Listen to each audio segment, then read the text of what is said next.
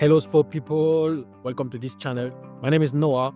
I am the English coach for athletes, coaches, physio, physical coach, and also sport agent. Bonjour tout le monde. Donc, je suis Noah.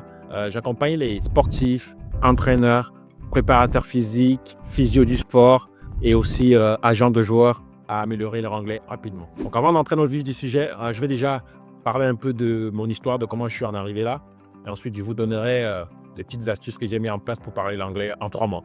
Donc, il faut savoir qu'à l'origine, je suis moi-même un ancien nul en anglais, en fait. Au bac, j'ai eu 5 sur 20. L'anglais, ça ne m'intéressait pas.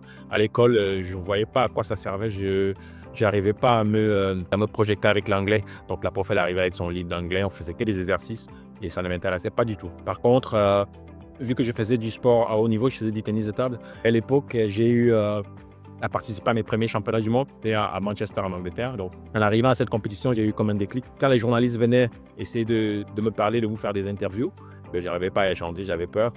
Et du coup, je laissais mon entraîneur. En fait, mon entraîneur prenait le relais, en fait. Big Up Manas prenait le relais et c'est lui qui faisait toutes les traductions. Du coup, moi, j'étais dans mon coin, j'arrivais pas, je n'osais pas parler.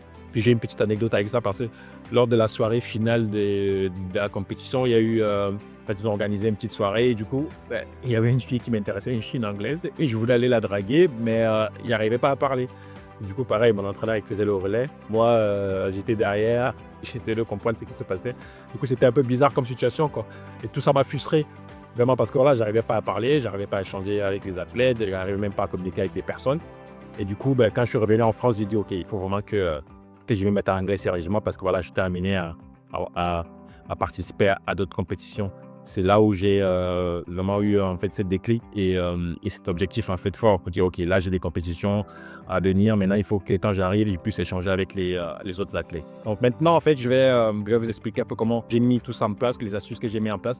Je cherchais pas quelque chose de barbant, je voulais vraiment une méthode ludique, quelque chose qui pourrait me permettre de m'amuser en apprenant en même temps. Donc, je vais partager avec toi ces différentes astuces. Donc, au début, premièrement, j'ai essayé d'associer vraiment l'anglais avec ma passion pour le sport. Donc, au début, je regardais vraiment des matchs en anglais avec les commentaires originaux pour vraiment commencer à m'habituer à la langue et à capter des mots de vocabulaire.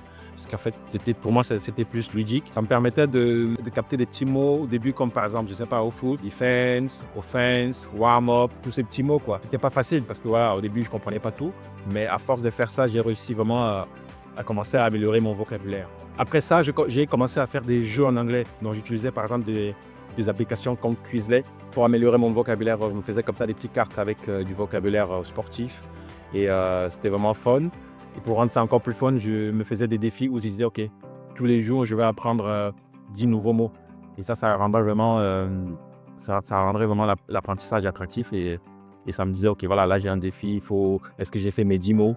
Et comme ça, je restais concentré et puis focalisé sur le vocabulaire. Après ça, en fait, j'imitais les pros quand les pros parlaient, les entraîneurs, j'essayais de les imiter. Donc, je regardais beaucoup d'interviews de joueurs ou de coachs. Et quand ils parlaient, j'essayais, voilà, comme je disais tout à l'heure, de les imiter pour travailler mon accent. Et du coup, ça me permettait voilà, de capter des mots aussi, d'apprendre des mots de vocabulaire comme stay focused, don't give up, tous ces genres de mots. Et comme ça, en fait, en les écoutant, j'arrivais à reproduire un peu leur accent. Et quand je parlais, j'essayais vraiment voilà, de retranscrire ça et améliorer déjà mon oreille ou aussi mon accent. Donc, j'ai aussi commencé à me faire des petites fiches de vocabulaire. Donc, par exemple, il y avait du vocabulaire sur la technique, du vocabulaire sur, par exemple, la stratégie.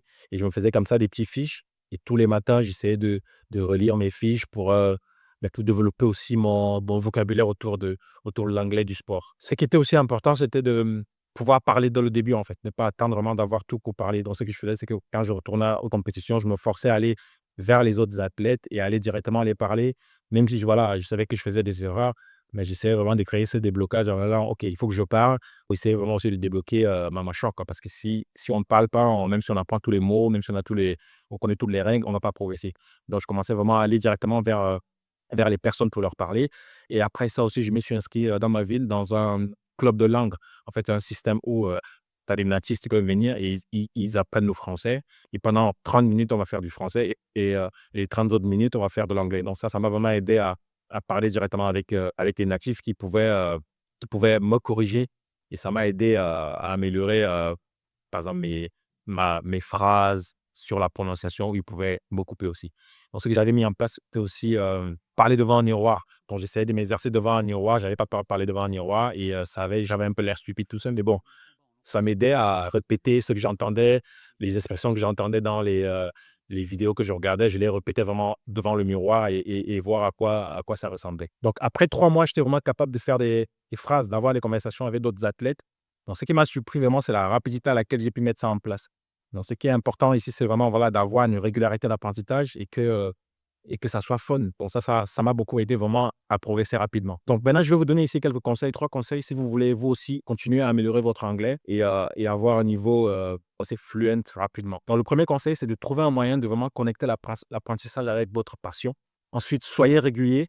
15 minutes par jour suffit amplement pour progresser en anglais. Donc, on n'a pas besoin d'en faire pendant 1 heure. Seulement en étant régulier, en faisant 15 minutes par jour, on peut progresser rapidement. Donc, et surtout, amusez-vous. L'anglais est une langue vivante, donc il faut aller à fond, ne pas avoir peur et puis profiter. Et c'est comme ça qu'on débloque en fait tous les petits blocages. Ok, c'est tout pour aujourd'hui. J'espère que ces astuces vous aideront comme elles m'ont aidé. Donc, n'hésitez pas à partager, liker et à vous abonner sur la chaîne. Take care, Sport People, and speak very soon.